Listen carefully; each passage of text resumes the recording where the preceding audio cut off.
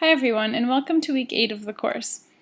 It's important that you pay extra attention to this week's readings, discussion board, and e-portfolio because they'll be really key for the second essay you'll be writing for this course.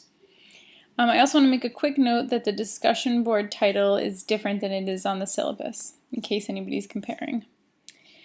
So we think of cities as modern creations. And we talked about this sort of with Marx in the beginnings of sociology as urbanization, but actually they've existed for thousands of years. Early cities were mostly based around security, but this started to change with industrialization and modern urbanization in the 1800s, where cities then tended to be structured around the economy instead of security. Today, cities are centers for production, consumption, entertainment, leisure, and culture, and education, but they also hold great inequalities. One of the most important sociological approaches to cities is the ecological approach, which was developed in Chicago in the 1920s. This represents the idea that a city is divided into different units based on function. And one of the Chicago urbanists was Lewis Worth, and he described city life as very different from rural or suburban life. He felt that there were aspects of living in a city that could not be recreated in a suburban area. American cities were prosperous for the most part throughout the 1960s. Manufacturing was booming and unemployment was low. However, this started to change in the late 1960s for several reasons, and you'll read more about this in the text.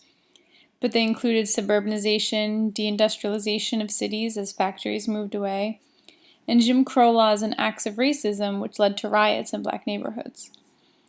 In the 1970s, many cities, New York included, were bankrupt and troubled by waves of crime and drug use, partially a result of high unemployment. Today, many cities are experiencing gentrification, a bit of an upswing from the 70s and 80s, not just in America, but globally. Now, I don't want to define gentrification here since it's one of the discussion board questions, but it's certainly a major issue in urban sociology today, and it has drastic benefits and detriments to the neighborhoods where it happens. In the second reading, aside from the textbook, you have I Am Not Louis Beechnut. In this article, you'll understand a bit more about inequality in cities by reading about a poor store owner in Bushwick, Brooklyn. And after you read this article, you'll complete the e-portfolio for this week, which requires you to analyze some data about Bushwick. And this connects the census data to your qualitative reading. So I'll walk you through the process of getting this data. So the first thing you'll want to do is click on the link in the e-portfolio assignments, which brings you to the New York City Department of City Planning website. And this is based all on census data. So the first thing you'll do is click on Neighborhood List, and you'll scroll down to Bushwick, Brooklyn, and click View. Now this zooms you in on the neighborhood, and you can see that it's Community District 4, Bushwick, right here. At the bottom of the screen, in yellow writing, you'll see a link for Brooklyn CD4, and you'll click that link. Now this brings you to a new page. You scroll down and open the PDF file that says Community District Profile. And this is going to give you all sorts of information about that community district, about that area.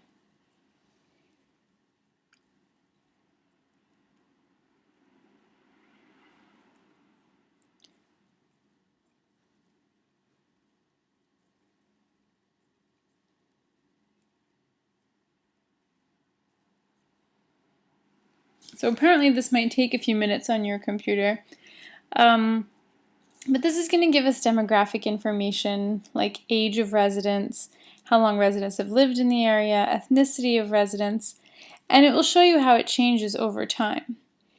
So as you scroll down when this document opens on your computer, you'll see that they give you census data from 1990, 2000, and 2010. So you're going to choose one factor, and it could be race, income, age, etc. And what you're going to do is you're going to discuss that change from 1990 through 2010. It probably makes the most sense to discuss this in terms of percentages.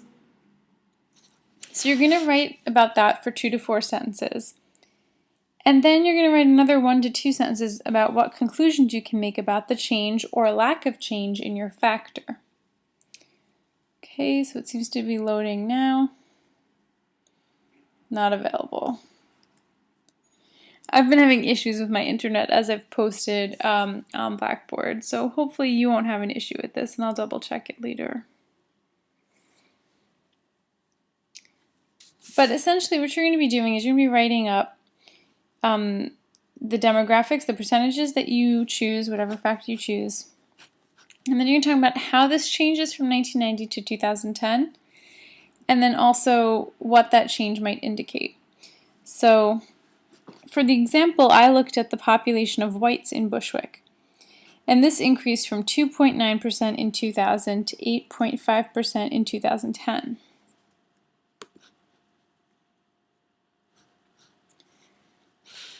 So, increase in only 10 years, 2.9% to 8.5%, meaning that the white population more than doubled in this time. This influx of white residents likely reflects gentrification in the area, as people have been priced out of Williamsburg, which is over here in Community District 1. So as people were placed out here, they were more likely to move further out.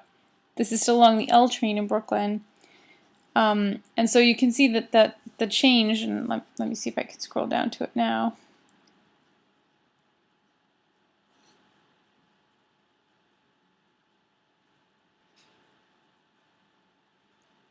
The change in the white population shows you from 2000 to 2010.